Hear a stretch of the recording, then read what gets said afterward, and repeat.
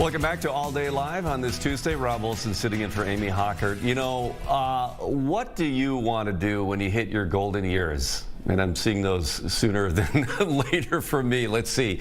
Play golf, read more books, play more pickleball, hang out on more beaches. Yeah, that's all on my list. But for Michael Koppy of Hermantown, Minnesota, he's chosen a different path because the 75-year-old is now the oldest person to complete the Arrowhead Ultra 135 on foot.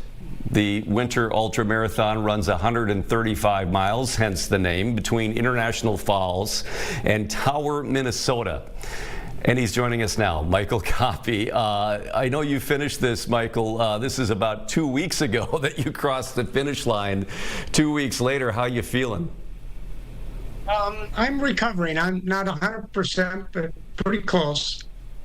I ran this morning. You ran this morning. Good for you. For those who, don't know exactly, everything about this race, and I know you've done many of these, long foot races. Tell us more about this particular race, the Ultra 135, and what makes somebody like you, especially at age 75, say, sign me up.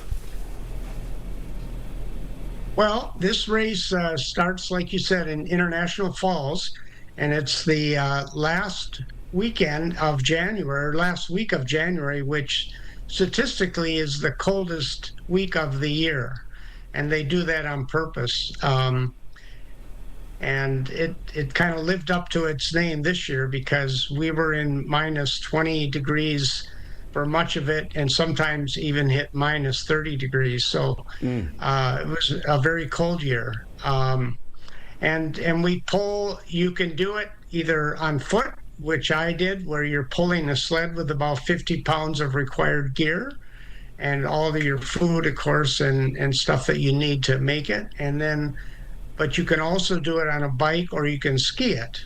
And I chose to do it on foot. Yeah, and it looks like you were one of 32 people to finish this on foot.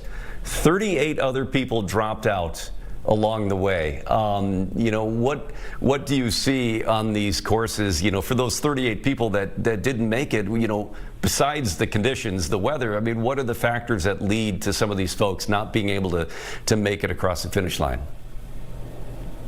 Yeah, so, when it's that cold, especially, if you make any mistakes, everything gets compounded. And so it can, make it so that you end up dropping out of the race because of the cold. So, you have to really meticulously plan all your gear and all your food and make sure everything is where you need it. And but we all make mistakes. I did too. And, and then you have to learn, okay, how do I deal with this? And that's a big part of the race is dealing with the things that come up and not letting those get you down or stop you. And I certainly had my own challenges, that... Let's talk about that. I mean, I read that you had sort of inadvertently mispacked some of your, was it powders or, some of your food? Tell me what happened. Yeah, so I get half of my calories through liquids, and I put in the water, I put a powder in there that has both electrolytes and energy and calories. And we have a drop bag for the halfway point that they let us do. And I mistakenly put all of my powders for the second leg, which would have brought me to the halfway point, in that drop bag instead of having them in my sled. And I didn't discover that until we got to Mel George, or actually to Gateway, which was the first checkpoint. And I went to get those powders to get me to Mel George, where my next stop would be, and discovered they weren't there. And so I had to just use water. And then the problem too, when it's that cold now, the water freezes much easier when it doesn't have the electrolytes and the powders in it. So after about 2/3 of drinking the water, the bottle would be froze. And so I didn't even have the liquids that I needed. But I just had to learn to, do and eat more energy bars instead. Yeah. So you finished that was my first struggle. in 59 hours and 30 minutes, and I know the cutoff is 60 hours. So you got in, 30 minutes to spare at least. I mean, was it ever a point where you thought, maybe I won't make it to the finish line this time? There was at 5 miles before the finish. Now, at this point, I had been, going for, almost 3 days, and I'd only had an hour of sleep. And so I tried to do the math when I got to the 5 mile mark before the finish. Okay, I got 5 miles left. How much time do I have? And when I did the math, and again, like I said, my brain wasn't functioning on all the cylinders. It showed me that I was not going to make it, that I was going to be an hour late.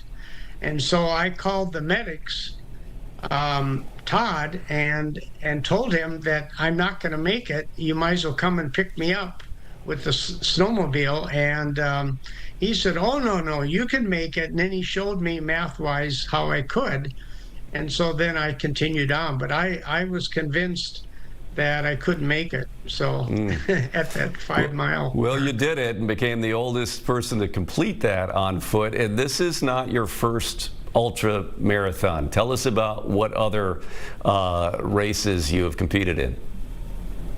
Yeah, I've done 9 200+ mile ultras.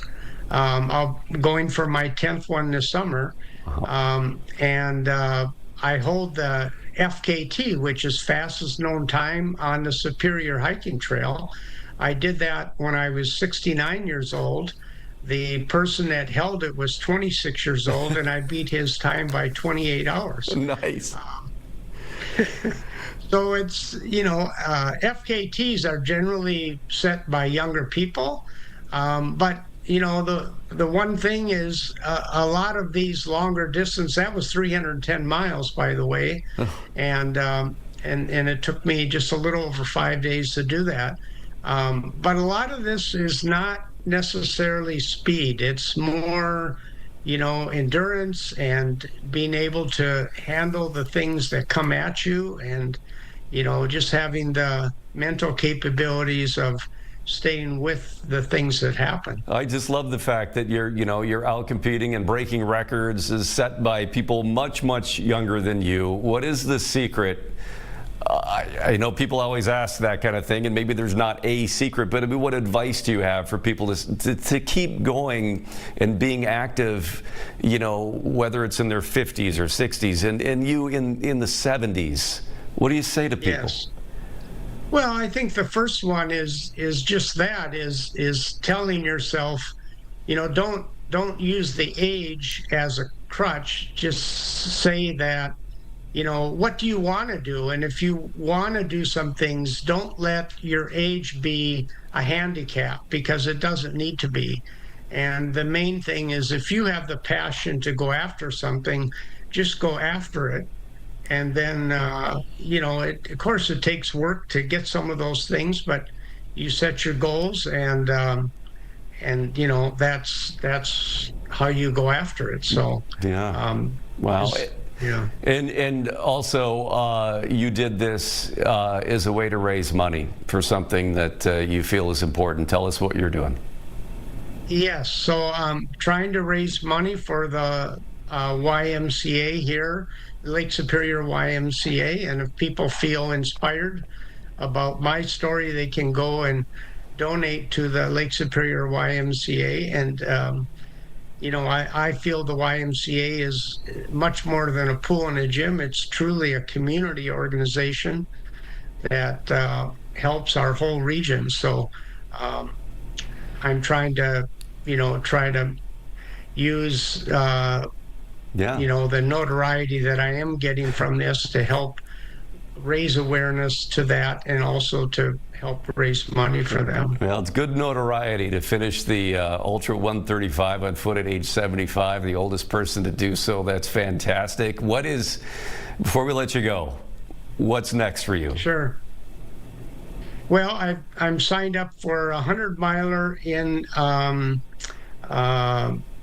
Wyoming, and that'll be in the middle of June, and that's Bighorn. And then I'm doing Summit 200, which will be 200 miles in Colorado, and that one starts at 9,500 feet and goes up to 12,900, and we never get below 9,500 feet. So that'll be a real challenge. That'll be at high altitudes, and coming from here, where we're at about 1,000 feet. So I've got a plan to help me get ready for that. So all right. Well, best of luck to you for getting ready for that. Congratulations on finishing this, being the oldest person to do so. I hope you keep setting records like that. thank you very much. All right. Bye.